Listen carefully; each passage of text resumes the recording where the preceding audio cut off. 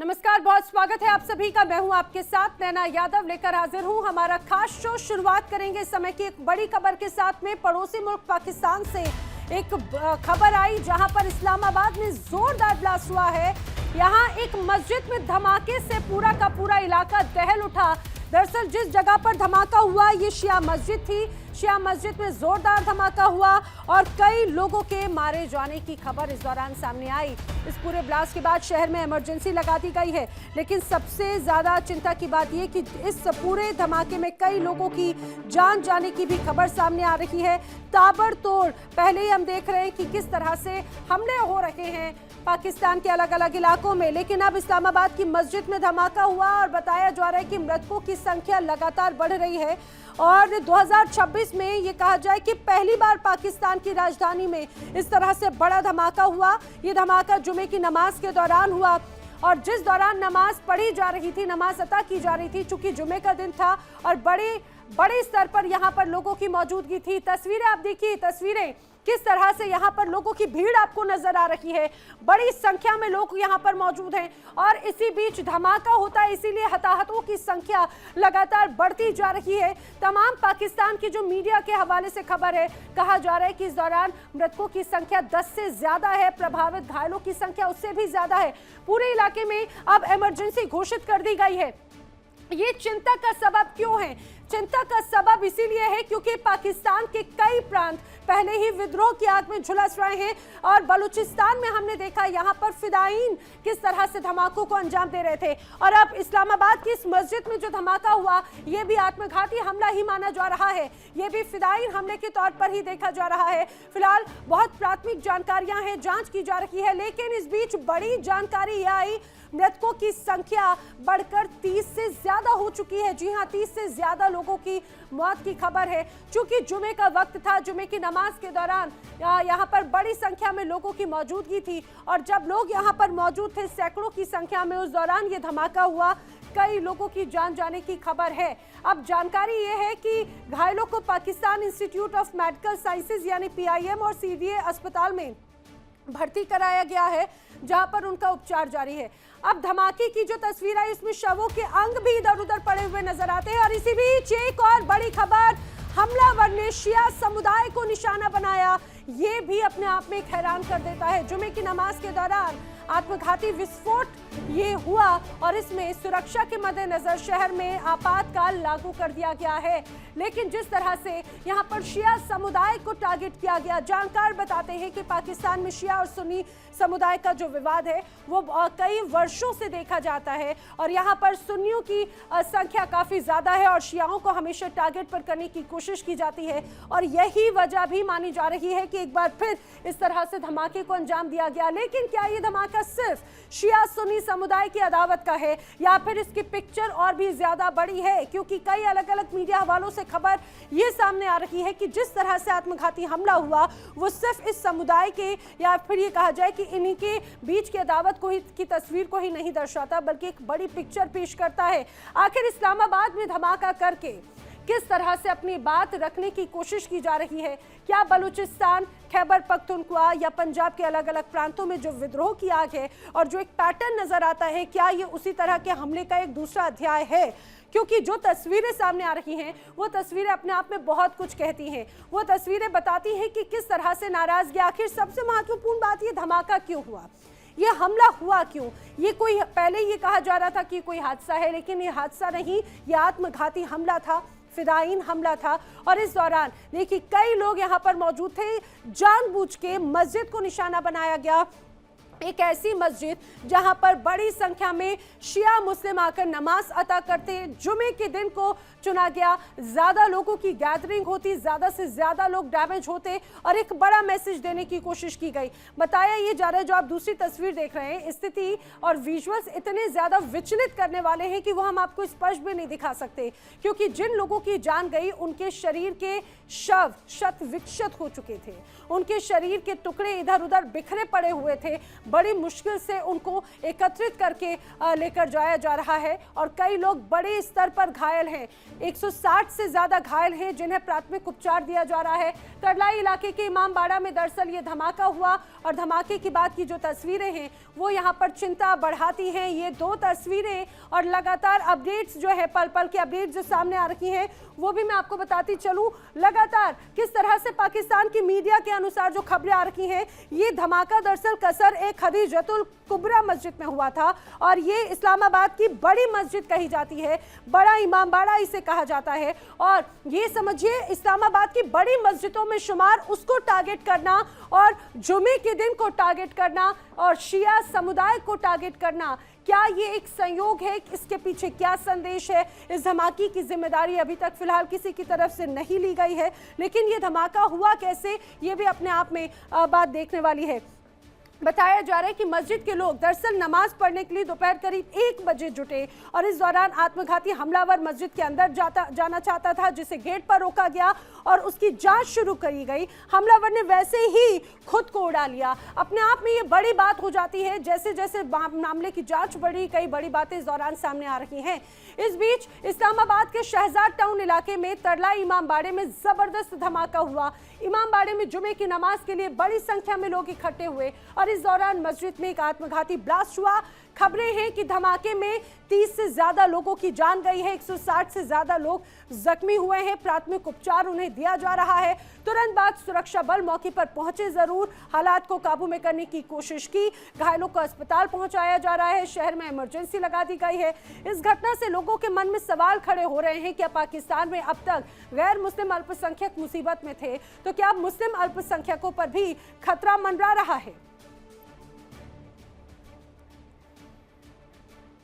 अब लोगों के जहन में सवाल है, क्या पाक सरकार अल्पसंख्यकों की रक्षा तक नहीं कर पा रही? सवाल ये भी, क्या पाकिस्तान में शिया और सुन्नी के बीच में संघर्ष चल रहा है? सवाल, क्या पाकिस्तान में गृह युद्ध जैसे हालात बन गए हैं?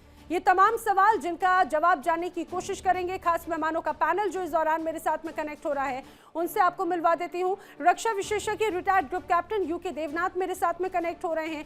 रक्षा विशेषज्ञ रिटायर्ड कर्नल संजीत सिरोही मेरे साथ में कनेक्ट हो रहे हैं। रक्षा विशेषज्ञ डॉक्टर करुणा शंकर उपाध्याय कनेक्ट हो रहे हैं। विदेश मामलों के जानकार संजीव श्रीवास्तव मेरे साथ में कनेक्ट हो रहे हैं। जल्द ही पाकिस्तान से भी मेरे साथ में सहयोगी जुड़ेंगे, उनसे भी आपको मिलवाऊंगी। फिलहाल आप सभी खास मेहमानों का बहुत बहुत स्वागत है। चर्चा की शुरुआत सबसे पहले मैं यूके देवनाथ जी आपसे करना चाह रही हूँ, क्योंकि इसके पहले जब हम कनेक्ट हुए थे तो आप बता रहे थे कि पाकिस्तान में किस तरह से पुरानी अदावत है शिया और सुन्नियों की। जरा ये बताइए कि क्या ये उसी अदावत का एक नतीजा है और क्या विवाद है आखिर? क्यों यहाँ पर हैं तो मुस्लिम लेकिन फिर भी अल्पसंख्यक बन के रह गए हैं? जी, पाकिस्तान में शिया और सुन्नी के बीच में हमेशा से ही टेंशन रही है। फिलहाल पाकिस्तान में करीबन 15% लोग शिया हैं, बाकी 80% लोग सुन्नी हैं। अगर हम देखें, पंजाब के जो डोमिनेट पंजाबी हैं सुन्नी हैं ज्यादातर, और पाकिस्तान की एडमिनिस्ट्रेशन में, मिलिट्री में या टॉप मिलिट्री और एडमिनिस्ट्रेटिव सेटअप में सब आपको ज्यादातर सुन्नी मिलेंगे। लेकिन ये शिया और सुन्नी का विवाद जो है ये दुनिया में सभी जगह पर है। अंग्रेजों के टाइम में भी था, मुगल टाइम में भी था। देखिए, जब 7वीं शताब्दी में इस्लाम का ओरिजिन हुआ पश्चिम एशिया में, तब से ही इस्लाम के 2 धड़े बन गए। वह अल्लाह को मानते हैं, वह कुरान को मानते हैं, लेकिन दोनों धड़े के जो लीडरशिप है वो उनके ख्यालात थोड़े अलग अलग थे, लीडर्स अलग अलग थे। आस्ते आस्ते करके, आज से मैं 1000 साल पहले की बात कर रहा हूँ, 1500 साल पहले की बात कर रहा हूँ, आस्ते आस्ते शिया समूह के जो अनुयायी थे वो ईरान में ज्यादा हो गए और आस्ते आस्ते सुन्नी समूह के जो अनुयायी थे वो सऊदी में ज्यादा हो गए। तो ये हिस्टोरिकल प्रॉब्लम है। अभी पाकिस्तान में क्योंकि सुन्नी डोमिनेटिंग है, तो आप हर महीने 2 महीने में, साल में 3-4 ऐसी खबरें आएंगी कि सुन्नी आतंकवादी ने या सुन्नी सुसाइड बॉम्बर ने शिया मस्जिद पर हमला कर दिया। जी। ठीक है सर, ठीक है। जिस तरह से यहाँ पर तनाव देखने को मिल रहा है उससे ये तो स्पष्ट समझा जा सकता है कि किस तरह से ये तनाव है और ये अदावत बहुत पुरानी है। लेकिन सबसे महत्वपूर्ण बात ये संजीत सिरोही जी कि मौजूदा हालात जो हैं, ऐसा लग रहा है कि बलूचिस्तान हो, खैबर पख्तूनख्वा हो, पंजाब हो, सिंध प्रांत हो, अपने अपने स्तर पर बड़े आंदोलन या बड़ी नाराजगी नजर आती है। और इस्लामाबाद को अगर टारगेट किया जा रहा है तो ये कहा जाए कि यही विद्रोह क्या अब राजधानी तक पहुंच चुकी है? नैना जी, इसमें कोई दो राय नहीं है। जैसे अभी ग्रुप कैप्टन साहब बता रहे थे कि ये बहुत पुराना है, इनका शिया और सुन्नी का आपस में जो है झगड़ा है। और ये झगड़ा 1979 में जब से अय्युतुल्लाह खमैनी साहब ईरान में आए और शिया की वहां पे जो है बोलबाला हुआ, उसके बाद से आप देखेंगे कि आसपास के जितने देश है वहां पे ये ज्यादा शिया और सुन्नियों की जो है आपस में लड़ाइयां बढ़ गई। और अगर आप ईरान के प्रॉक्सी देखें तो वो ज्यादातर शिया ही हैं। अब आते पाकिस्तान के ऊपर जो ये बॉम्ब ब्लास्ट हुआ है, ये पहली दफे नहीं है। नवंबर 2024 में खुर्रम में वहां पे जो है ये इनकी काफी आपस में झगड़ा हुआ था, जिसमें 100 से ज्यादा लोग जो है, चाहे वो शिया थे चाहे मुस्लिम थे, वो मारे गए थे। और ये पूरा का पूरा जो आप देखेंगे खुर्रम जो इलाका है खैबर पख्तूनख्वा का, वहां पे ये ज्यादा टेंशन इनकी रहती है। अब सवाल ये आता है कि इस्लामाबाद में ये जो बॉम्ब ब्लास्ट हुआ है ये किसने किया? अभी तक ऑल्दो किसी ने इसकी रिस्पॉन्सिबिलिटी भी नहीं ली है, लेकिन इसमें दोनों ही चीजें हो सकती है। या तो जो ऑपरेशन पाकिस्तान सिक्योरिटी फोर्सेस के खैबर पख्तूनख्वा में चले थे कुछ दिन पहले, जिसकी वजह से काफी जो है तालिबान के जो तहरीके पाकिस्तान तालिबान है उसके काफी जो है लड़ाके मारे गए थे, या तो उसकी रिटेलिएशन में किया गया। ये जो हाल ही में एक दो दिन पहले जो बलूचिस्तान में जिस तरीके से बलूचियों ने जो है 40 टारगेट पे अलग अलग जगह पे 14 डिस्ट्रिक्ट्स में अलग अलग जगह जो निशाना बनाया और उसमें सिक्योरिटी फोर्सेस भी काफी मरे और जो है जो बीएलए के वो थे लड़ाकू थे वो भी काफी मरे। तो उनका रिटेलिएशन के लिए ये लड़ाई जो है बलूचिस्तान से या खैबर पख्तूनख्वा से इसको जो है लड़ाई को जो है इस्लामाबाद में लाया गया है। और इस्लामाबाद में लाने का मेन कारण ये है कि जो पाकिस्तान की सरकार है, जो पाकिस्तान की सिक्योरिटी फोर्सेस है, उनको चैलेंज किया गया है। और इस चैलेंज में वो बात अलग है कि शिया की जो मस्जिद है उसके अंदर ये धमाका हुआ है। और ये तो जो है शुक्र है कि वो जो विदाइन था उसको गेट पे रोका गया और उसने अपने आप जो है वहां पे बॉम्ब को डेटोनेट कर लिया। लेकिन अगर खुदा ना खास्ता वो अंदर चले जाता तो ये तादाद जो मरने वालों की थी और ज्यादा हो जाती। लेकिन तो सर ये जो अदावत है सिर्फ शिया समुदाय और सुन्नियों के बीच की है या फिर ये किसी और तरह का हमला भी आपको दर्शाता है? देखिए, ये जो हमला है ये एक चीज को दर्शाता है कि पाकिस्तान में जैसे उनके जो है डिफेंस मिनिस्टर ख्वाजा आसिफ साहब ने कहा है कि जो पाकिस्तान आर्मी फिजिकली हैंडीकैप। अब इस वर्ड को अगर समझने की कोशिश करें तो पाकिस्तान आर्मी इतनी स्कैटर्ड हो चुकी है, वो अफगानिस्तान के साथ भी उसको लड़ना है, खैबर पख्तूनख्वा में भी उसको लड़ना है, बलूचिस्तान में भी उसको लड़ना है और भारत के साथ उसको अपने आप को तैयार रखना है। तो ये चारों तरफ जो उनकी फौज फैल गई है और जिस तरीके से पाकिस्तान के अंदर जो रोष है एक अवाम के बीच में या एक पर्टिकुलर लोगों के बीच में, चाहे वो खैबर पख्तूनख्वा हो चाहे वो बलूचिस्तान लिबरेशन आर्मी हो, पंजाबियों के खिलाफ, क्योंकि पंजाबी जो पाकिस्तान में हर जगह जो है डोमिनेटेड है, चाहे वो फौज में हो चाहे वो एग्जीक्यूटिव हो चाहे वो लीडर्स हो। तो इस वजह से बाकियों को ये लगता है कि पाकिस्तान में जो प्रिविलेज लॉट है वो पंजाबी और बाकी जो है अंडर प्रिविलेज, इसलिए ये दोनों उसमें इकोनॉमिकली जो फैक्टर्स हैं या रिलीजियस फैक्टर्स वो इतने ज्यादा बढ़ चुके हैं कि ये कहना अब मुश्किल है कि शिया सुन्नी की लड़ाई है या ये जो है अवाम का रोष है या ये जो सेक्शनिस्ट कहते हैं या बलूचिस्तान लिबरेशन आर्मी है या जिनको ये टेररिस्ट कहते हैं खैबर तालिबान वाले हैं जी, वो उनमें से कौन है ये अभी लगाना, क्योंकि इतना ज्यादा वहां पे जो है गदर मच चुका है कि ये कहना अभी खास मुश्किल है जब तक कोई इसकी रिस्पॉन्सिबिलिटी नहीं लेता। नैना जी मैं अपने दर्शकों को एक और चीज बता दूं। दरअसल जो अभी मैं मीडिया के हवाले से खबरें पढ़ रही हूं उसमें इसी तरह से कहा जाए कि शियाओं की किसी मस्जिद पर हमला हुआ करीब 9 साल पहले, जब इस्लामाबाद में ही शिया मस्जिद को निशाना बनाने की घटना देखने को मिली थी 2017 में।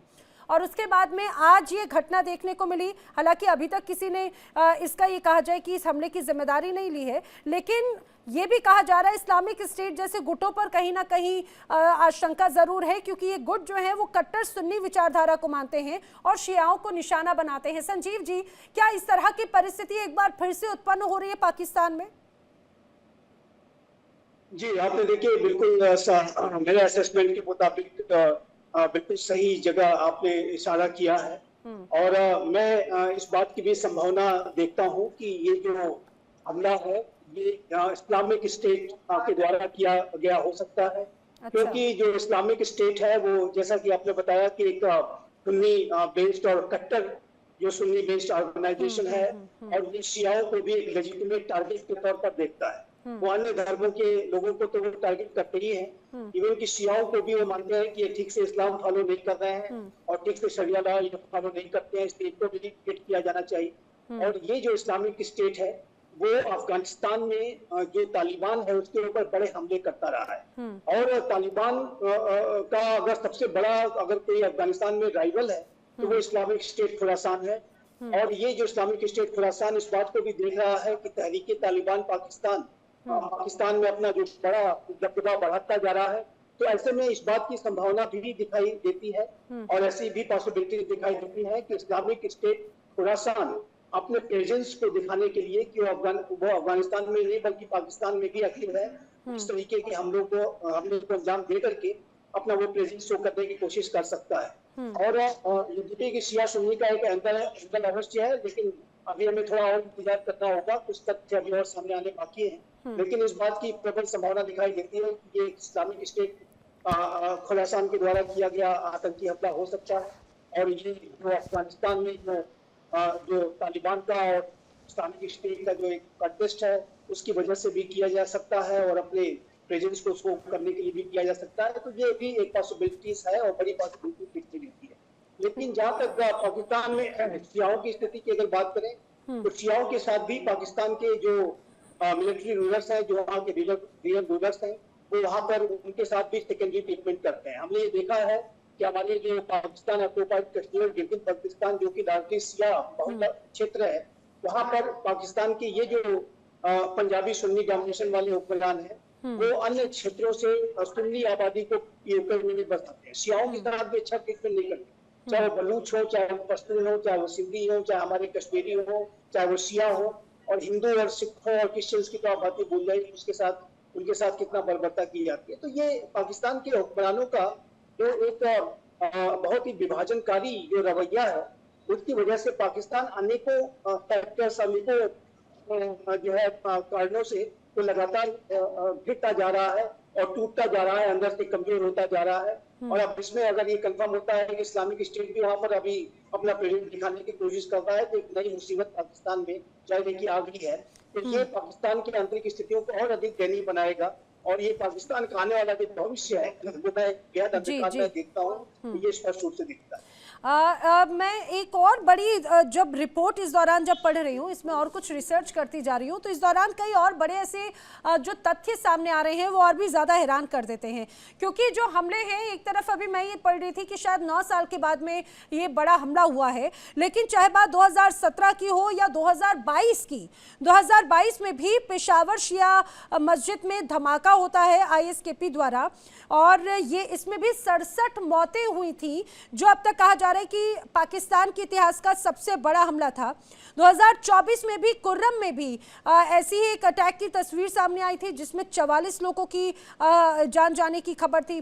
तो लेकिन करुणाशंकर उपाध्याय जी, ये कहा जाए कि शिया जो हैं उन्हें बार बार टारगेट किया जाता है। पाकिस्तान में अभी तक तो हिंदू अल्पसंख्यकों को हम देखते थे टारगेट पर रहते थे, अब भले शिया हो या सुन्नी हो, है तो मुसलमान। और इस्लामिक स्टेट के अनुसार देखा जाए, मुस्लिम कंट्री के तौर पर देखा जाए, और खुद अगर यहाँ के जो रहनुमा हैं, चाहे बात शहबाज शरीफ हो या फिर मुल्ला मुनीर हो, वो तो ये कहते हैं भाई उनकी जो सेना है अल्लाह की सेना है। दुनिया के अलग अलग देशों में जाते हैं जो मुस्लिम कंट्रीज हैं, और वो कहते हैं कि अगर आपको कोई तकलीफ हो तो आप पाकिस्तान से मदद मांगिए, हम मदद करेंगे।